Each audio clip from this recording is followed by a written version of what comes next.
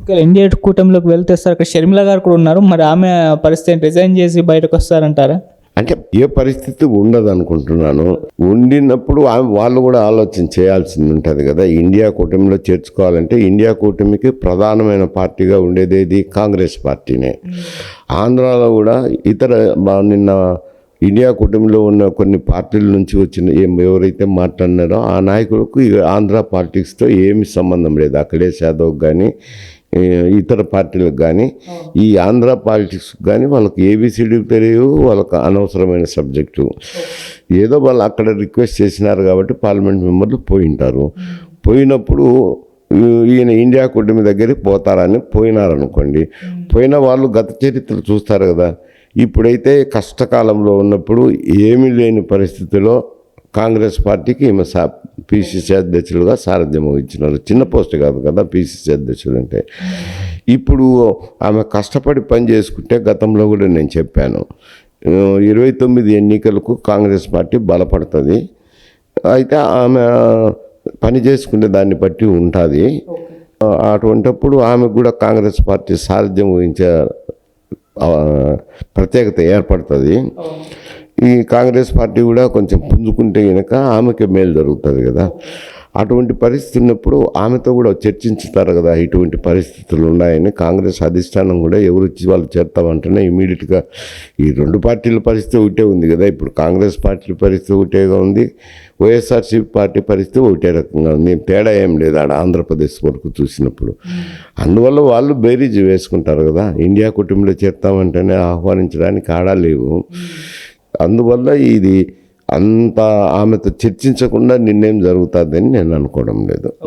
Sir ఒకవేళ India కూటమిలో చేరితే జగన్మోహన్ రెడ్డి గారు ఆయన అరెస్ట్ తప్పదు అని చెప్పేసి చాలామంది అంటున్నారు. ఎన్డీఏస్ కూడా సీరియస్ అయ్యి అరెస్ట్ చేసే అవకాశం ఉంది. ఆల్రెడీ కేసులు వేలాడుతున్నాయి కదా. అన్నింటిలో కూడా సిబిఐ సిఐడి వీళ్ళు జాయిన్ అవ్వడం చూస్తున్నాం. ఒకటి ఇటువంటివి జనంలో అనుకుంటాండేటి మాలాంటి వాళ్ళము సమాధానం చెప్పలేము. ఎందుకనంటే ఇన్వెస్టింగ్ ఏజెన్సీలు అంటే ప్రభుత్వం చేతిలో ఉంటాయి. ఒక తూరి మిస్యూజ్ చేయొచ్చు, రకరకాలు జరుగుతుండొచ్చు. ఇంతవరకు అది సిబిఐ దర్యాప్తు చేశారు. దర్యాప్తు చేసిన తర్వాత కేసులు కూడా కొన్ని ఫైల్ అయ్యి సిబిఐ కోర్టులో విచారణలో ఉన్నాయి. విచారణలో ఉన్నాయన్నప్పుడు అది జ్యుడిషియరీ పరిధిలోకి వస్తుంది. ఈయన ముఖ్యమంత్రిగా ఉన్నప్పుడు వాయిదాలు ఇవన్నీ ఉంటాయి కదా, కొంచెం లీనియంట్ వ్యూ తీసుకుంటారు. అందువల్ల అది పోస్ట్పోన్ అవుతా వచ్చినాయి. ఇప్పుడైతే హైకోర్టు, తెలంగాణ హైకోర్టు ఆదేశం కూడా ఇవ్వడం జరిగింది సిబిఐ కోర్టుకు. మీరు రోజువారీ విచారణ జరిపించి తొందరగా ఈ కేసులను పరిష్కారం చేయండి అని హైకోర్టు ఇచ్చింది. జ్యుడిషియరీ అనేది ఒక ఇండిపెండెంట్గా ఉంటారు, వాళ్ళ ప్రాధాన్యత వాళ్ళదే ఉంటుంది. మనం ప్రభుత్వ యంత్రాంగాన్ని అయితే ఎవరు చెప్పని రెడీగా ఫోన్ చేసి చెప్తా అంటాం. అవుతుందా పోతుందా వేరు సమస్య. కానీ జ్యుడిషియరీకి పోతూ రియాక్షన్స్ వస్తాయి. ఎటుపడి అటు చెప్తే కనుక రియాక్షన్స్ వస్తాయి. అందుకని సామాన్యంగా జ్యుడిషియరీకి ఎవరు మాట్లాడరు.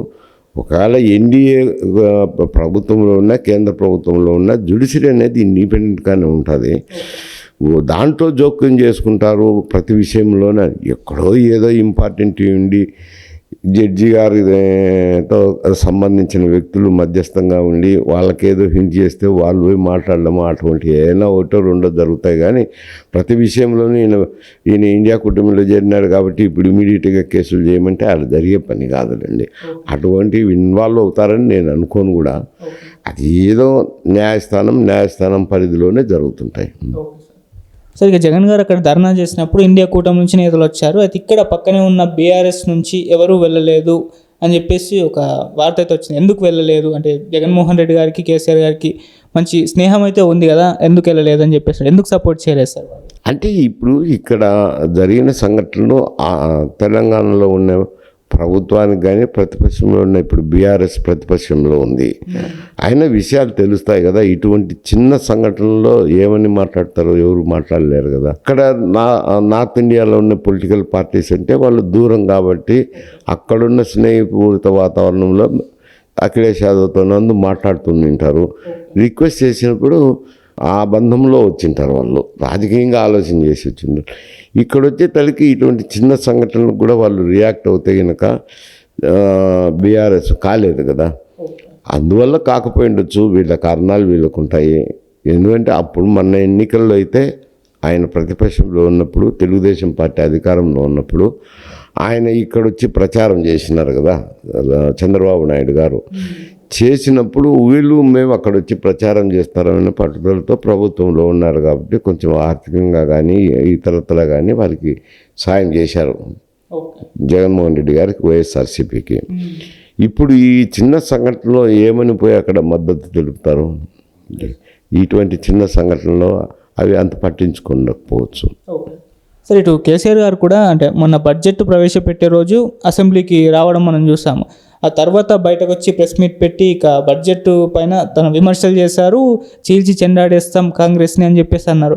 మళ్ళీ తెల్లారి ఖచ్చితంగా అసెంబ్లీకి వస్తారు. ఇక రేవంత్ రెడ్డి గారు కేసీఆర్ గారిని ఎదుర్కోవడానికి సిద్ధంగా ఉండాలని వార్తలతో వచ్చాయి. మళ్ళీ చూస్తే అసెంబ్లీకి రాలేదు. అసలు ఎందుకు కేసీఆర్ గారు అసెంబ్లీకి రాలేదు? ఓన్లీ బడ్జెట్ రోజు ఎందుకు వచ్చారు? అంటే బడ్జెట్ అనేది ప్రాధాన్య అంశం. బడ్జెట్ మీద డిస్కషన్ జరిగేటప్పుడు మొట్టమొదటగా ప్రతిపక్ష పార్టీకే ఇస్తారు. ప్రతిపక్ష పార్టీ ఇచ్చినప్పుడు ఆ బడ్జెట్ మీద ప్రవేశపెట్టినప్పుడు ఆ చర్చలు అనేది అది ఒక ఇంపార్టెన్స్ కాబట్టి ఆయన కూడా హాజరయ్యి ఉండొచ్చు. పూర్తిగా కూడా ఆయన బడ్జెట్ ప్రసంగం పూర్తయినంత వరకు కూడా ఉండలేదు. మధ్యనే వెళ్ళిపోయినాడు. ప్రెస్ కూడా పక్కనే ఉంటుంది కాబట్టి బయటకు వచ్చేటప్పుడు ఆయన రియాక్షన్ అడిగిండొచ్చు. ఆయన ధోరణిలో రెచ్చుకుంటే ధోరణిలో మాట్లాడిండొచ్చు. మళ్ళీ రాలేదంటే రావచ్చు, రాకపోవచ్చులేండి. రావాలని ఎక్కడ లేదు. మొదటి రోజు కాబట్టి బడ్జెట్ ప్రవేశపెడుతున్నారు కాబట్టి దాని ప్రాధాన్యతతో వచ్చినాడు. పూర్తి ప్రసంగం అయిపోయింది, పోయి రియాక్ట్ అయినాడు. అట్లా రియాక్ట్ కాకూడదు. ఎందుకంటే ప్రసంగం అంతా విన్న తర్వాత రియాక్షన్ వచ్చింది అని అంటే అది వేరు సమస్య. ఆద్యంతం వినకుండా పోయి మాట్లాడినారో అర్ధాంతరంగా అని అంటే ప్రీ డిటర్మిన్ మైండ్తో వచ్చి మాట్లాడాలి కిందనే లెక్క తీసుకోవాల్సింది వచ్చింది. అది అంత సమంజసం కనపడదు. ఎందుకంటే ఒక రాష్ట్రాన్ని 10 సంవత్సరాలు పాలించిన ముఖ్యమంత్రిగా ఉండి బడ్జెట్ పూర్తి ప్రసంగం విన్న తర్వాత దాంట్లో ఉండే లోటుపాట్లను గురించి విమర్శిస్తే పర్వాలే. అందులోనూ వాళ్ళు వచ్చి కూడా 6 మాసాలు 7 మాసాలు అవుతుంది. కొంత మేరకు వాళ్ళు చెప్పిన హామీలను అమలులోకి తీసుకొస్తున్నారు. బడ్జెట్లో కేటాయింపులు అంటే ఒక సంవత్సరమన్నా జరిగిన తర్వాత వాళ్ళు ఏ విధంగా కేటాయించుతున్నారు, కేటాయించిన నిధులు ఖర్చు పెడుతున్నారా లేదా, ఏ పథకాలకు కేటాయించినారు, ఏ పథకాలకు ఖర్చు పెట్టలేదు, వాళ్ళు ఏమిటి మీద చెప్పినారని విమర్శించేదానికి నెక్స్ట్ ఇయర్ అయితే అనువుగా ఉంటుంది. కానీ మొట్టమొదటి సంవత్సరం అంటే ఏం విమర్శిస్తారో 5-6 మాసాలు కాందే వాళ్ళని విమర్శించడానికి ఏ పార్టీ అయినా కానీ ఎవరు అధికారంలో ఉన్నా కానీ అది మొట్టమొదటి సంవత్సరం విమర్శించడం అనేది అది సౌమ్యంగా కనపడదు, మంచిగా అనిపించదు, మంచి మెసేజ్ పోదు ప్రజల్లోకి.